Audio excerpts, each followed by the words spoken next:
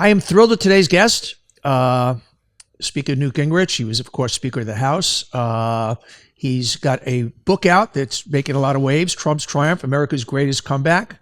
He's a host of Newt World's podcast. He's also, if you want to find out more about Mr. Gingrich, go to gingrich360.com for more information. Mr. Speaker, thank you so much for joining me. We're going to have some fun today.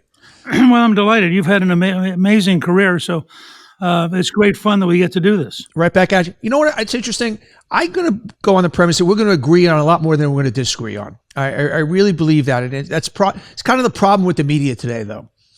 Well, I think, probably we'll have to wait and see, but everything I've read about you, we'd have a lot of stuff we could talk about in a very fun and positive way. First of all, let's get right into it. We got the big, beautiful bill. One of your great accomplishments is being a deficit hawk. You famously balanced the budget. I don't think we'll ever see that again. Explain to me why the bill is not problematic for the deficit, because every math I do, it adds on trillions. Talk to me about that. Well, I think a couple of things. First of all, the Congressional Budget Office scoring tends to be wrong. They underscore tax revenue and they underscore the kind of savings you can get. I was actually just wrote a newsletter for tomorrow about Medicaid as an example of that. Second, I came out of a supply side economic background with Ronald Reagan, and we really do believe that economic growth is the key to everything. If we balance the federal budget for 4 years in a row, the only time in a century, and one of the keys was we had huge economic growth. So part of the key to this is, can we get up to 3.5%, 4% growth? If we do, it mops up a lot of the deficit. In the long run, we need a lot more savings and we need a lot more structural reform. And I think that that's going to take a really big national effort because over the last, I would say, since 2008, everything's gotten out of control. I mean, we're on an unaffordable pattern right now that will ultimately financially destroy the country. I mean, we're going to pay more interest on the national debt this year than we're going to pay for national defense. Yeah, no, and that's crazy. Or Medicaid. So in order to turn that around, which I helped do once, you have to think bigger. The truth is, this bill's a first step in the right direction. Its most important contribution will be to dramatically help economic growth. It has some reforms of some of the entitlements, some spending cuts, but they're going to have to go much deeper and with much larger change over the next 2 or 3 years to begin to really get us back towards a pattern of getting to a balanced budget. Tell me why, if I'm a middle-class family, blue-collar worker, why this bill is good for me. Because I can look at it and go, oh, you got a 3% tax break for the rich. Where am I coming out on this? Well, first of all, if we don't pass the bill, there's a huge tax increase. Tax increase in terms of the child care tax credit, tax increase in terms of middle-class families. There's thousands of dollars of higher taxes if this bill is not passed. And in that sense, by continuing and making permanent the 2017 Trump tax cuts is a big step. The tax cut on tips up to $20,000 a year, again, is a straight blue-collar, serious thing. I can tell you from a good friend of mine at a restaurant Clifton I go to regularly, he is vividly aware of this. Yes, I'm sure he is. Looking forward to it. There are other steps in there. The other thing the bill does, though, and again, this depends on whether you think that creating jobs matters. If you're a blue-collar worker, you want the largest number of factories with the best jobs and the greatest opportunity for the highest pay. Well, this bill, combined with the things Trump is doing on tariffs and the things he's doing on just straight out getting sales and getting people to commit to investing in America. If you look at the trip to Saudi Arabia and Dubai and Qatar, he came back in 4 days with $1 trillion in sales and another $1 trillion in investment commitment. Well, if you're a blue-collar worker and you think you're going to be part of building airplanes or any of the other things that were being sold, this is a pretty good deal. Or if you're the local dry cleaner that takes care of the people who build the airplane or the local restaurant, or the local hardware store. I mean, prosperity becomes general when it starts to work. Speaking of the trip, it was a successful trip, and I like what he's doing with Syria. I like everything about that trip, with the exception of him coming back with the Qatari plane. I think that's the kind of thing politically that just hurts him. You know, if I'm crafting a message for the Democrats 2 years from now, it's he's getting richer, you're getting poorer. Whether that's true or not, that's my message. So talk to me about that, because I thought that just that took a shine away from what was a very, very positive trip. Well, look, I'm not going to defend it. It's not something I would have recommended. On the other hand, and it's not at all clear to me yet that the deal's done. Apparently, they're still negotiating over the details of the airplane.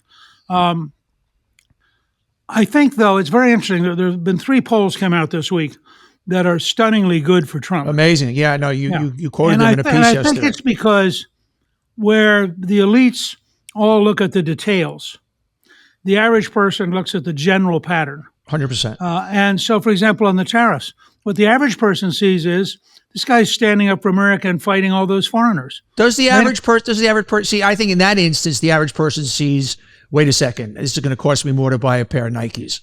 So I don't know if I agree with the premise that I think they like that he's doing that, and they like that he's a tough guy in that way. But I don't know if it translates down, because I think when it gets to the kitchen table. It depends a year from now or 2 years from now. Yes. If they're paying a lot more for Nikes, maybe that would be true. But at the moment, the picture they're seeing is that on virtually every front, if you're a traditional American, not even a conservative, but a traditional American, on almost every front, you kind of like what Trump's doing. I mean, the average American watching Trump take on Harvard, they love that. It's just a great soap opera. They love that. He's so brilliant in picking at his enemies. You know, and once again, if you can't go to ultimate fighting, then watching Trump fight Harvard is a pretty good substitute. It is. But that's an example. You know, so much of what he's done, I like. I just think there's a Trump overreach. For instance, DEI, we had to get that under control. But once again, when you and anti-Semitism, obviously, I've been very outspoken on behalf of Jews, obviously out of control. But is Harvard in overreach? I say the same thing with the border. He's done a great job. How to close the border? Do we do it? Do we do deportation without due process? I could do the same thing with tariffs. Great idea, right thing, but with a chainsaw. I can go on and on and on. But the essence of what he's doing is right in so many instances, but there's what I call the Trump overreach, that I just go, did you have to go there? Did you have to do that? Well, that's candidly why his policies are more popular than he is personally. There's about a 10 to 20% of the American people who go, yeah, I like where we're going. I just wish he did it a little more calmly. Yeah, yeah. And I think that's a reality. Speaking of the opposite of calm, my simple take on Trump and why he is so successful is one word: strength. People respond to strength. And the Democrats have felt weak. They've looked weak. We obviously know the Biden story. I hate where the party's. I'm a former Democrat. I'm an independent now. I hate where the party's going. If you tell me the juice in the party is on AOC and Bernie Sanders, I say, stay home. I mean, don't even waste your time going to the voting booth, because it will be the greatest landslide since George McGovern, whoever the Republicans run. But I come back to the premise that Trump, above all, is strong, and people respond to that. Well, you know, that's a lesson I learned with Reagan. We were involved in some fight in 1983. And Dick Werthland, who was Reagan's pollster, called me and he said, look, Reagan has to win this fight because people respond to strength. And as long as he's winning, they're going to really think he's a great president. And if he starts losing, they're going to think he's a normal president. And I thought it was very compelling and very interesting. People, it's a funny thing. People want a commander-in-chief capable of standing up for America. And they want a commander-in-chief, you know, capable of closing the border or capable of taking on rapists and murderers. And frankly, if you look at, this is historically almost always true. If you look at a choice between the president and the Congress, the sheer chaos of 435 House members and 100 senators really puts the Congress at a huge disadvantage in a popularity contest. And so people see the president all day, every day. This is true of all presidents. I mean, in Biden's case, they got to be weird towards the end. But as a general rule, the president's on TV all day. The White House, rather than the Congress, instead of the Capitol, it's the White House seen as the center. I mean, as a Speaker of the House, I actually think the center of freedom is the House, not the White House. The president's essentially an elected king for who gets a few years, but the actual center of debate and dialogue is the House and Senate, and that's how the founding fathers designed it. That's why the legislative branch is Article 1 and the presidency is Article 2. But in Trump's case, if you think about from the time he came down the big escalator in 2015, this guy has been through so much, sort of captured in the end by 2 impeachments, 4 efforts to put him in jail, an assassin who almost killed him, a second assassin who got picked up at Mar-a-Lago on the golf course. He just exudes a sense of strength. And that moment in Butler where he stands up with blood coming down his face, puts his fist in the air and chants, fight, it was fight, over. Fight. I remember being out at the beach and seeing that and go, okay, so this election is over. Yeah, I mean, you couldn't, it to the was point where truly a I was remarkable moment. it wasn't, I'm not a conspiracist. I'm like, somebody had to have choreographed this because the picture is too perfect. You couldn't set it up. If you had actors and you had a professional photographer, you could not have created that picture. No, and it wouldn't have been believable. It was the human dynamic in real time of seeing it as it happened. And of course, as I said that night on Hannity, it had to be providential. He turns literally 1 second before he would have been killed. If he had not turned, the bullet would have gone through his brain. Now, that's astonishing. It is astonishing. Shifting gears for a second. So one of the things that's been a theme with Trump, and once again, I'll talk about the positives, and let me get into something that I think just drags him down, is the Payforplay. I mean, we see it with the meme coin that he put out, and $220 million, people coming to have an audience with him. We talked about the Qatari jet. It seems to be that money can buy happiness when it comes to Trump. Well, I don't know if it buys happiness. Or access. Let's access, yeah. Okay. I think it certainly buys you an opportunity to talk to him. And that's, look, it's really interesting. It's a return in a way to the pre-New Deal world. He's a business guy. He thinks like a business guy. And he is in the process of raising a heck of a lot of money. He'll probably have $1 billion in their super PAC for the 26 elections. Now, whether or not that matters. But for instance, the $220 million that he got from the meme coins, where's that going? I don't know. I mean, that's... But frankly, and this is part of the American system, I suspect you're going to see some congressional investigations. Yes. And some serious questions. Well, not with this Congress. Oh, I think even with this Congress, you've seen some people, for example, on the jet. You've seen even the Senate Majority Leader has raised questions. Have come out. Yeah. Let's get back to Israel for a second. Trump and the Republicans have voted. A stat that I saw that blew me away is that 83% of Republicans have a favorable view of Israel and only 33% of Democrats. That was very, very stunning to me. Clearly, there's been a shift in his attitude towards Bibi, where obviously going on the trip and not seeing him, what's going on with the Iran deal now, or potential Iran deal. There seems to be a fissure there. Talk to me about that. Well, I think first of all, there has been a huge shift. Part of it was during the 90s, fundamentalist Christians really began to identify with Israel and with the Holy Land and et cetera. And that really was a big shift on the right.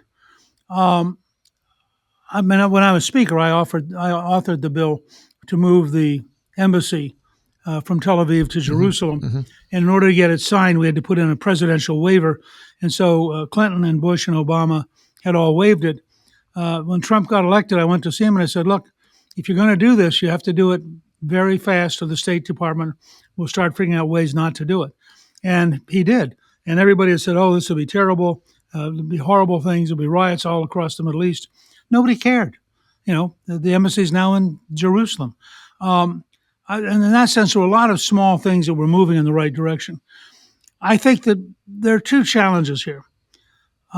One is personality. I've known Bibi, I guess, since the 1980s when he was at the UN. He's a remarkable figure, longest-serving prime minister in Israeli history. But he is a very tough, very inwardly oriented person, deeply shaped by his brother having been killed at Entebbe. And there's a parallel. This will get me in trouble for saying it, but there's sort of a parallel with Putin in that both of them are getting older. Both of them worry about their legacies. Both of them are very tough people. And so I think Netanyahu is concluding that the things that he believes he has to do in Gaza are not going to make Trump happy, and that if Trump does not get a effective deal in Iran, that I suspect Bibi will actually be very tempted to use the Israeli Air Force to take out the Iranian nuclear program. And he's doing it based on, I think, really compounded by what happened on October 7th, a really deep sense that Israeli society is at stake, that you cannot back off from Hamas, and you cannot possibly allow the Iranians to have a nuclear weapon. And candidly, on that issue, I'm totally with Netanyahu. I mean, when the legislature of a country routinely chants death to America and death to Israel, and when the Ayatollah goes on national television to reassure people that death to America is not a slogan, it is a policy. As a historian, I'm inclined to say that people who do that probably mean it. Yeah. And therefore, I think them getting a nuclear weapon becomes almost immediately the cause of a war. What would be the difference between the deal that we don't know the details, but potentially the difference between the deal with Iran that Witkoff and so forth are working on versus Obama's deal that Trump scrapped? Well, I have no idea where Trump's going to come down on this. My personal view is any deal which allows any amount of Iranian development inside Iran is a defeat, because you can't possibly police a dictatorship. The fact is, a couple weeks ago, we discovered that there was a very large secret nuclear facility that we did not know existed, Mossad did not know existed, and it was discovered because the Iranian anti-regime movements in Iran, through human intelligence, found this plant. It was a very big plant. It was just hidden. We didn't know it existed. So the idea that we can somehow be clever and be smarter about policing Iran than the Iranians will be about hiding it, I think is just crazy. And I don't know what Witkoff's doing, but I'll tell you, if they end up with an agreement which in any way allows, again, you could have a domestic nuclear power industry for electricity as long as they had to buy uranium and ship out the uranium when it's done, and they couldn't accumulate, and they couldn't have any kind of capacity for producing nuclear-grade uranium. Anything which allows them to have that capacity, people talk about 60% or whatever, that's nonsense. It's a matter of weeks to go from 60% to a nuclear bomb. And they've got plenty of smart scientists and engineers, and we have no reason to believe that we're smarter than they are about their own country. So I probably am more concerned about Iran than I am about either Gaza or Ukraine. Talking about Gaza, and I agree, you've been very outspoken that Hamas has got to be annihilated and destroyed. And I don't understand why there's different schools of thought. By the way, the Nazis had to be completely destroyed, and it didn't stop until they were destroyed. Yet there is this thinking that somehow there's another solution. It's a Rubik's Cube. On the one hand, Israel keeps doing what they're doing. They are losing the PR war dramatically, yet you can't let Hamas survive. What's the solution? Putting a lot of pressure on Qatar. I mean, the Qataris are the primary funders of Hamas. And the Iranians same guys that Trump took the plane from. Yeah. But let's be clear. The Qataris have always played both sides. Yeah. Remember, the largest American military base in the Middle East is in Qatar. I mean, we have over 10,000 troops there. And they cheerfully play this double game. But if you really wanted to crush Hamas, and you could do it in ways that the Qataris, just by telling the Qataris, if you have any Hamas officials in your country, they're going to get killed. So just understand, I mean, yes, you don't have to kick them out, but then we're going to tell you we're going to come kill them. And the Qataris at that point would say with great sadness, why don't you leave? And you remember, the Israelis had this amazing project where they had infiltrated Tehran, gotten into the guest house of the Iranian Guard, and put in a bomb in the room that they knew sometime in the next 6 months would be used by one of the leaders of, I think it was Hamas. And the guy goes there to visit. I mean, he's literally at the center of the dictatorship. And they set the bomb off and kill him. Now, that kind of, the Qataris could be told, we love you, we're glad to play games with you, but nobody from Hezbollah or Hamas will be safe in Qatar, and we recommend you kick them out before we start killing them in your country. There's a shorthand answer to the solution in Israel, which is a two-state solution. I do not see how that potentially works when you have the other side that is committed to destroying and killing Israel. I don't know how you set up a second state. Look, I mean, if we were serious, at a minimum, we would say no textbooks that use math based on if there are 10 Jews and 6 are killed, how many Jews are left? Yeah. I mean, you just look at the indoctrination of the kids. I mean, if we were serious, we would, when we defeated Nazi Germany, remember, people talk about how brutal Gaza is. I mean, we annihilated in Japan and Germany whole cities. We did not have some clean, let's make sure women and children are safe. We created a firestorm in Hamburg.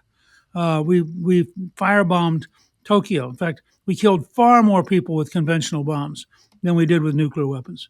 And when we took over Germany, I think we locked up 85,000 people the first year. And we were very clear about it. If you've been an active Nazi, you couldn't hold public office, you couldn't run local city.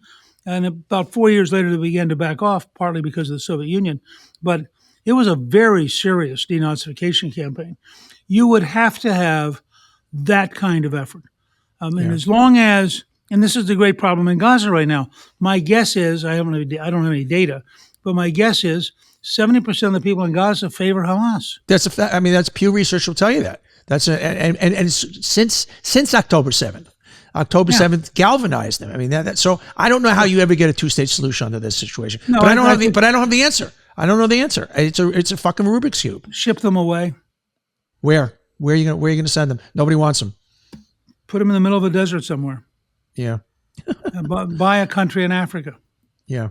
Yeah. Take a place like the Congo and say, which is a huge country.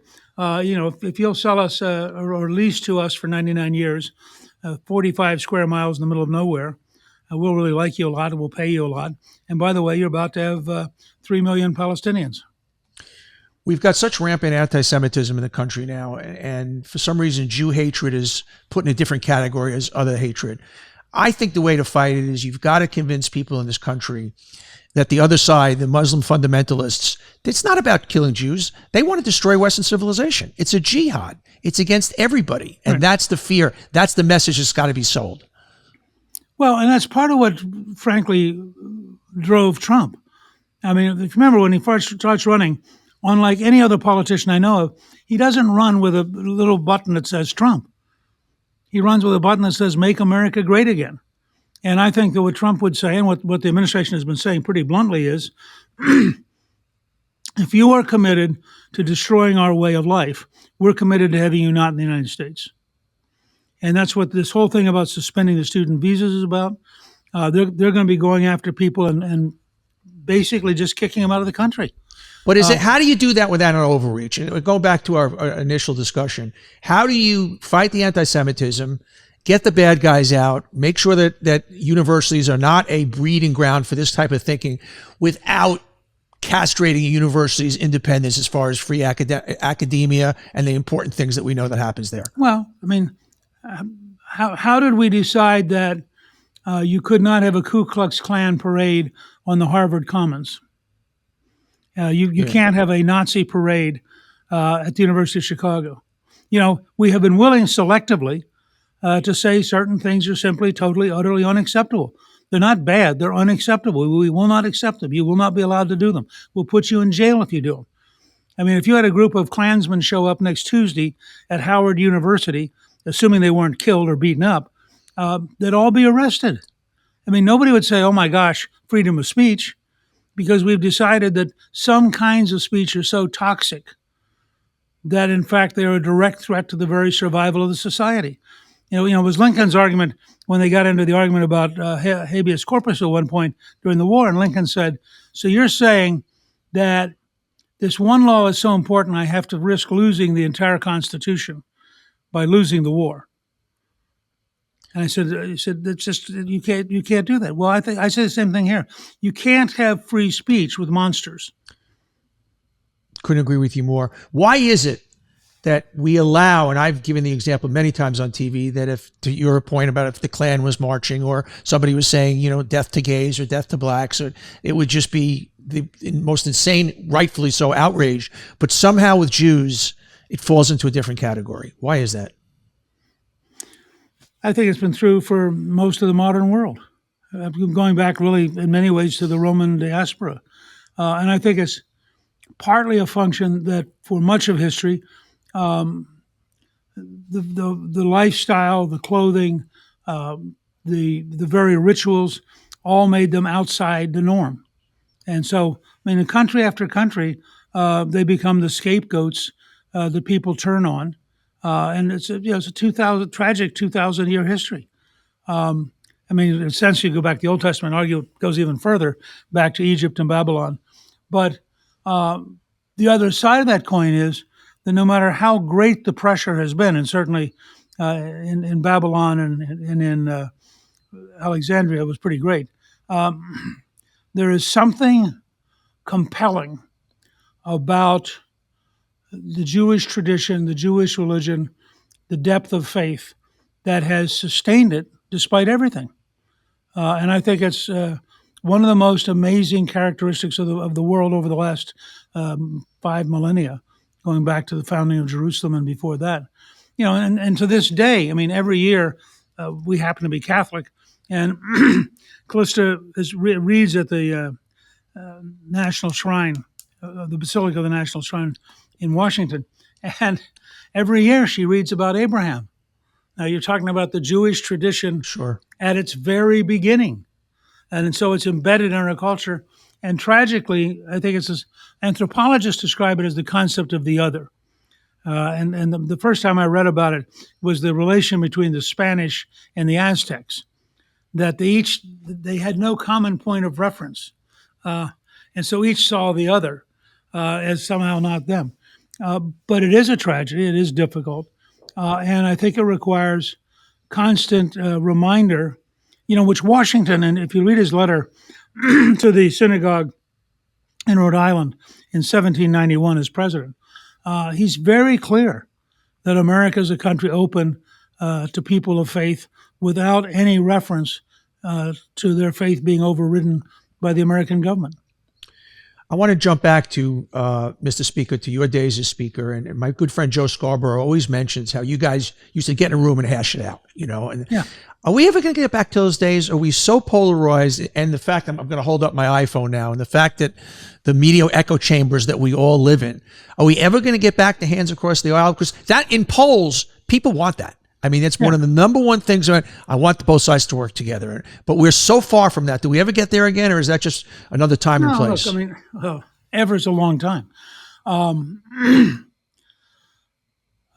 just did a podcast on Newt's World with Ted Cruz, who had reached out to Amy Klobuchar, Democrat of Minnesota, and together they had authored a bill called Take It Down, which allowed people to protest to the IT companies if, for example, your 14-year-old daughter had an artificial intelligence portrait of her nude put on the internet. They both made it a crime to do that, and they required that the internet companies be able to take it down very quickly. Well, that was a totally bipartisan bill. Went through the Senate unanimously, and the House with 2 no votes. All the Republicans and Democrats other than that voted yes. So in a lot of small ways, we can start getting back to that. On the really big issues, the problem, and this was different with Clinton. Clinton was really a moderate Democrat. Yes. And so Clinton and I could negotiate. He'd also been governor of Arkansas. So he was used to dealing with the conservative legislature. And we met for 35 days to develop the balanced budget. and could not have done it without those face-to-face meetings. We are not at the present time in a position where the issues are such that you can have that conversation. I mean, you can't imagine AOC coming into a room with Donald Trump and having a practical conversation. Talk about a UFC match, right? So what will happen presently is one side or the other will win. And by that I mean, if you look at Roosevelt in 1933, he won so decisively that the Republicans had to figure out how to operate within the Rooseveltian world. Yeah. They couldn't, and really until Trump, nobody really fully broke out of it. I mean, Reagan certainly didn't. So at some point, if Trump succeeds, then you'll start having, you think of it almost like Schumer versus AOC. There's a wing of the Democratic Party. The governor of Pennsylvania would be another example. There's a wing which I think is prepared to be practical. I think the governor of Michigan wavers back and forth. But Shapiro is a great example. That's where the party's got to be, and that's why I get so outraged when I keep hearing about the power on the far left and AOC and Bernie Sanders. Like the world is in the middle. The world is in moderation. Well, but the way you prove that is you win the primaries. Yeah. I mean, the way you prove it is you go out there, you appeal to the average everyday Democrat, and you beat the left. Now, if you can't beat them, guess what? Then you aren't. And I mean, I think Whitmer is an interesting example because I think she has a foot in both camps. I mean, Shapiro is a much clearer example of a centrist Democrat who's liberal, but he's liberal within a framework that most people can identify with. Or Andy Bashir, another one. Yeah, exactly. This is the future. So what advice would you? What advice would you? Look, I'm sorry. I actually think, although it's a very long shot, Rahm Emanuel is so unendingly smart. Yes, wickedly that it's smart. going to be very interesting to see if he decides to run. Yeah, just because. Well, he certainly is throwing his hat in the ring. I mean, he every sign says he's going to be in there. That will be interesting to see. Also, yeah, he just for the entertainment value. Yeah, and he's got the Trump thing where doesn't suffer fools lightly, just talks like it is, speaks raw, and I think that people now are are used to that and have had the luxury of somebody that kind of talks like them, that I don't think we can ever go back to politicians that don't. I think that formula, and you have to be authentic, so it's got to be your authentic version of itself, but the talking head politician is a thing of the past. I think that's right. I think that it's almost self-defeating to be too glib in an upper middle class language. So what advice would you give the Democrats right now? What advice would you give the Democrats? You're hired now by the DNC. They brought you over from the other side. You've got to craft a message. You've got to figure out, because the brand is so tarnished right now. What do you do with it? Well, I mean, you have two huge challenges, and they're very different. One is, how are you going to make people's lives better? I mean, don't worry. Trump will give you plenty of negatives. You'll have plenty of chance. Doesn't work. You got to be something. You can't just be. You can't not be something. You have two big challenges. What is your plan that will make the average family better off than Trump's plan? And so you've got to figure out whatever that means. And second, how do you get rid of the nuttier part of your party? I mean, if you look at what happened with young males, including African-American males. Incredible. It was a direct response to the feminization of the Democratic Party. Mm-hmm. I mean, the degree to which the Democratic Party is now anti-male. They just required two of the guys who'd won positions at the Democratic National Committee to step down because they didn't fit the quotas. Now, I'm sitting out here as a normal person going, that's not a party I want to be part of. The Democratic Party on their platform, they had, this was before the election, they had, we're concerned about these 16 groups, and they listed name every demographic you can list except young males. Just right. Everything but that. And hopefully they will have learned their lesson there. Well, if you go back and look at it in a really strange way, it starts after the 1968 election, when McGovern is assigned to create a commission to look at the makeup of the delegates. And from that point on, you start getting into quotas and structures of group behavior and assumptions about the nature of reality. And it just continued to mutate. And then you have, and I always forget the exact title, but you have this whole theory that everybody who is in any way a victim relates to everybody else who's in any way a victim. And the most victimized are therefore the most noble, which is why if you are a transgender person who wants to play in the others in sports or go to a locker room or whatever, you suddenly become the centerpiece by this process that started originally with worrying about African Americans and then gradually mutated into if you have a grievance, call us because you're now part of our majority. So we become the optimum grievance party. And what that says, of course, to an amazing number of people is I'll be a loser with those people. I can't win. Yeah. I want to go back to Trump and my theory about that. There's a lot right, and then he does the things that you go, what are you doing? So he's pardoning, this is the silliest thing in the news. He pardons the Grizzlies, these reality show people that, it's with tax evasion. Anybody else would be in jail. They were in jail for 12 years. He's talking about pardoning or looking into the folks that kidnapped Gretchen Whitmer. He pardoned a guy whose mother had just owed him $1 million who was about to go to jail. As a politician, I go, why are you doing that? Because there's always a method to his madness. Why is he doing these things that are just so on the surface egregious? I think he likes it. No, I mean, I literally at a personal level, it's just like being generous. Yeah. He has the power to do it. He likes doing it. And given a reasonable excuse, I mean, I think with the Whitmer people, it's going to be the question of whether or not the FBI, in fact, was deeply involved and in a sense entrapped them, which is not an argument these guys deserve anything, but I think that'll be the argument.